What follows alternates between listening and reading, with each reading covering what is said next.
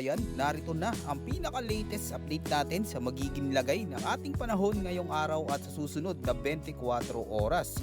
Mga kabayan, mas lalo pang nag-intensify si Typhoon Uwan habang patuloy na lumalapit at nagbabanta ng tumama sa ating kalupaan. Mas lumawak pa ito ngayon at halos takpan na nito ang buong Pilipinas at mataas na rin ang posibilidad na maging super typhoon na ito sa mga susunod na oras. Alamin natin ang pinakabagong update sa direksyon at lakas nito ngayong araw at tropical cyclone wind signal nakataas na sa maraming lugar sa bansa. Sa kasalukuyan, si Typhoon Uwan ay patuloy na nakakaranas ng rapid intensification ngayon at mabilis na lumalapit sa silangan ng Bicol Region.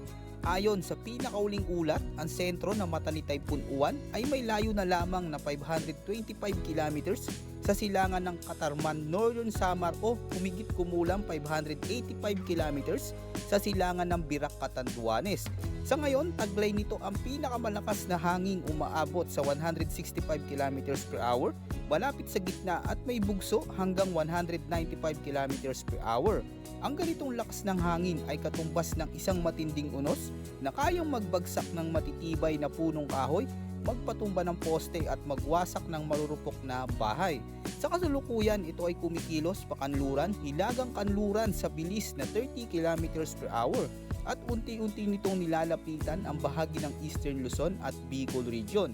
Sa sirkulasyon nito, mas lalo pa itong lumawak dahil ang mga malalakas hanggang sa typhoon force winds nito ay umaabot na hanggang 900 kilometers mula sa gitna. Ibig sabihin, kahit hindi ka direktang tatamaan ng mata ng bagyo, mararamdaman pa rin ang bagsik ng bugso ng hangin at masungit na panahon sa malaking bahagi ng bansa. Kaya sa loob ng susunod na 24 oras, asahan na unti-unting paglala ng lagay ng panahon, lalo na sa silangang bahagi ng Luzon at ilang bahagi ng Visayas habang papalapit ang core ng bagyo. Sa ngayon, itinaas na ng Pag-asa ang tropical cyclone wind signal sa maraming lugar sa Luzon at Visayas. Nasa ilalim ng signal number 3 ang Catanduanes, silangang bahagi ng Camarines Sur, silangang bahagi ng Albay at silangang bahagi ng Sorsogon, pati na rin ang ilang bayan sa Northern Samar. Sa antas na ito, ang hangin ay maaaring umabot sa 90 hanggang 120 kilometers per hour sa loob ng 18 hours na kayang magbagsak ng mga punong kahoy, magwasak ng bubong at magpatumba ng mga poste ng kuryente. Kaya mga bahay na yari sa magagaan na materyales ay lubhan delikado.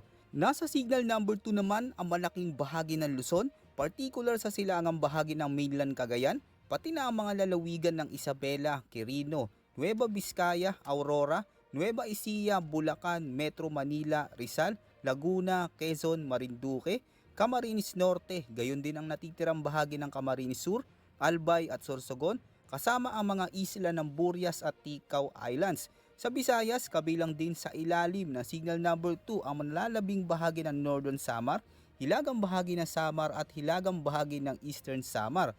Kasama din dito ang mga bayan at lungsod mula Calbayog, Catbalogan, Borongan hanggang sa mga karatig na lugar sa silangang baybayin ng Visayas. Dito mararanasan ang gale force winds o hangin na may lakas na nasa pagitan ng 65 hanggang 90 kilometers per hour.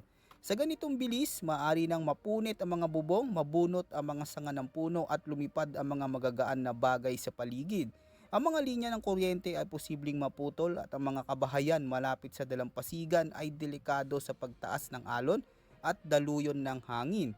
Nakataas naman sa signal number 1 ang Batanes, natitirang bahagi ng Cagayan, kasama ang Babuyan Islands, gayon din ang mga lalawigan ng Apayao, Abra, Kalinga, Mountain Province, Ifugao, Benguet, Ilocos Norte, Ilocos Sur, La Union, Pangasinan, Tarlac, kasama rin ang Pampanga, Zambales, Bataan, Cavite, Batangas, Masbate, Romblon, Oriental Mindoro, gayon din sa Occidental Mindoro, kabilang ang Lubang, Calamian at Cuyo Islands. Sa Visayas, saklaw din ng babala ang nalalabing bahagi ng Samar at Eastern Samar, gayon din ang mga lalawigan ng Biliran, Leyte, Southern Leyte, Bohol, at ang hilaga at gitnang bahagi ng Cebu, kabilang ang Bantayan at Camotes Islands, kabilang din dito ang hilagang bahagi ng Negros Occidental at Negros Oriental, pati na rin ang mga lalawigan ng Guimaras, Iloilo, Capiz, Aklan at Antique, kung saan inaasang makakaranas ng malalakas na bugso ng hangin, pag-ulan at posibleng pagbaha. Sa Mindanao naman, kabilang ang Dinagat Islands, Surigao del Norte, hilagang bahagi ng Agusan del Norte at hilagang bahagi ng Surigao del Sur na maaari ring makaranas ng masungit na panahon dulot ng pinalalakas ng bagyong Uwan. Sa ilalim ng signal na number 1, mararanasan ang malalakas na hangin na aabot sa 40 hanggang 65 kilometers per hour. Bagaman ito ay tila katamtaman, ang mga bugso ng hangin ay maaaring magpaalog ng mga punong kahoy, magtanggal ng bubong at magdulot ng panganib sa mga hindi nakasigurong bagay sa paligid. Update naman tayo sa heavy rainfall outlook na inilabas ng Pag-asa. Ngayong araw, inaasahan ang torrential rainfall na higit sa 200 mm ang babagsak sa Camarines Norte, Camarines Sur, Catanduanes, Albay, Sorsogon at Northern Samar. Ito'y katumbas ng halos isang buwan ng dami ng ulan sa loob lamang ng 24 oras. Posibleng magdulot ito ng malawakang pagbaha, flash floods at pagguho ng lupa lalo na sa mga bundok at mabababang lugar. Ang mga ilog at sapa ay maaring umapaw.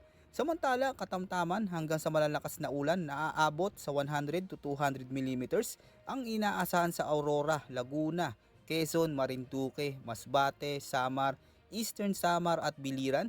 Dito, posibleng magkaroon ng localized flooding, pagbaha sa mga palayan at pagtaas ng tubig sa mga coastal communities. Habang nasa 50 hanggang 100 mm naman ang mararanasan sa Cagayan, Isabela, Quirino, Nueva Vizcaya, Apayao, Kalinga, Mountain Province, Ifugao, Nueva Ecija, Pampanga, Bulacan, Bataan, Metro Manila, Cavite, Batangas, Rizal, Occidental at Oriental Mindoro, gayon din sa Romblon at Leyte.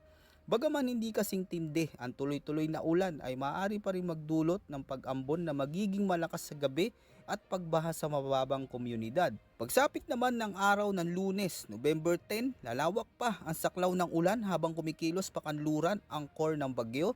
Kaya asahan ang napakatinding mga pag-ulan na aabot sa higit 200 mm ang babagsak sa Quezon, Isabela, Quirino, Nueva Vizcaya, Apayao, Kalinga, Abra, Mountain Province, Ifugao, Benguet, Ilocos Sur, La Union, Pangasinan, Aurora, Nueva Ecija, Tarlac at Zambales. Sa mga rehiyong ito, This video was created by AI. No cameras or complicated software required. maaaring maranasan ang pagguho ng lupa, pagkasira ng mga kalsada at mabilis na pagtaas ng tubig sa mga ilog. Ang mga bundok ay maaaring lumambot dahil sa tuloy-tuloy na pagbuhos ng ulan, kaya mataas ang panganib ng landslide at soil erosion. Samantala, 100 hanggang 200 mm ng ulan ang posibleng bumuhos sa Cagayan, Ilocos Norte, Bataan, Pampanga, Bulacan, Metro Manila, Cavite, Laguna, Batangas, Rizal, Occidental Mindoro at sa may Camarines Norte. Dito, asahan ang madalas na pagbaha, mga sirang linya ng kuryente at mahihirap na biyahe sa mga pangunahing kalsada. Habang 50 hanggang 100 mm naman ang posibleng bumagsak sa Batanes, Oriental Mindoro, Marinduque at Camarines Sur, kung saan posibleng magdulot ng bahagyang pagbaha at mapanganib na mga kondisyon sa karagatan. Paalala mga kababayan, mas mataas pa ang posibilidad ng mas malakas na pag-ulan sa mga bundok at matataas na lugar, at tandaan kung paulit-ulit nang umuulan sa inyong lugar, kahit hindi malakas, maaari na itong magdulot ng pagbaha at landslides dahil sa nabawasan ng kapasidad ng lupa na sumipsip ng tubig. Ngayon, alamin naman natin ang latest forecast track ni Bagyong Uwan. Mahalagang tandaan na ang bagyo na panganib ng mga kondisyon sa karagatan.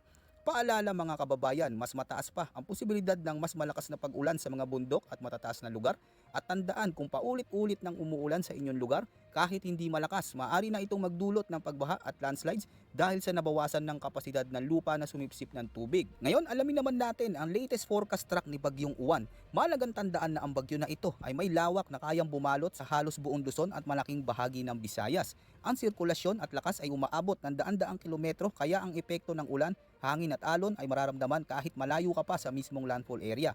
Ayon sa pinakauling track forecast, si Uwan ay kikilos pa Kanluran-Hilagang Kanluran ngayong araw at bukas, bago ito tuluyan lumiko pa Hilagang Kanluran pagsapit ng Lunes. Sa ganitong galaw, inaasahan dadaan ng malapit ang mata ng bagyo sa Catanduanes sa umaga ng bukas at posibleng maglandfall sa hilaga o gitnang bahagi ng Aurora pagsapit ng gabi ng Linggo o madaling araw ng Lunes. Kaya mataas ang posibilidad ng pagkakaroon ng bahagyang paglihis ng direksyon nito na maaaring magresulta sa direktang pagtama ng eye wall sa Catanduanes, isang sinyalis ng pinakamalakas na bahagi ng bagyo na kayang magdulot ng pinsalang katumbas ng isang super typhoon. Habang patuloy itong papalapit, si Juan ay inaasang mabilis panlalakas at maaaring umabot sa super typhoon category sa loob ng susunod na 24 oras.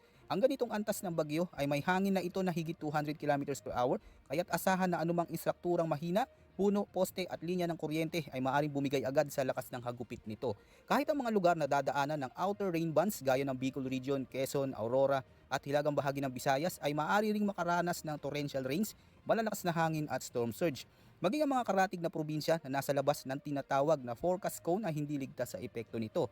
Dahil sa laki ng sirkulasyon ni Typhoon Uwan, kahit ang mga rehiyong hindi tatamaan ng mismong mata ng bagyo ay maaaring makaranas ng mapaminsalang ulan at bugso ng hangin. Kapag ito'y naglandfall na, tatawirin ni Uwan ang bulubunduking bahagi ng Hilagan Luzon at sa pagbaba nito sa baybayin ng Pangasinan o La Union, asahan na ang storm surge o biglaang pagtaas ng tubig, dagat na maaring umabot ng ilang metro, lalo na kung ito ay sasabayan ng high tide. Ang mga baybaying bayan na dapat maghanda na laban sa pagtaas ng alon at daluyong, habang ang mga nasa bundok naman ay dapat magbantay sa pagguho ng lupa at pagdaloy ng putik mula sa mataas na parte ng kabundukan. Kaya ngayon pa lamang mga kababayan, habang may oras pa ay dapat munang isecure ang bubong, bintana at anumang bagay na maaring tangayin ng hangin, itabi sa matataas na bahagi ang mahalagang dokumento at kagamitan, maghanda ng go bag na may lamang pagkain, tubig, flashlight, gamot at radyo, at higit sa lahat makinig sa mga opisyal na abiso mula sa Pag-asa at ng lokal na pamahalaan para sa inyong kaligtasan habang patuloy nating minomonitor ang paglapit ni Uwan at ang panganib na dala nito, at huwag kalimutang mag-ingat mga kababayan.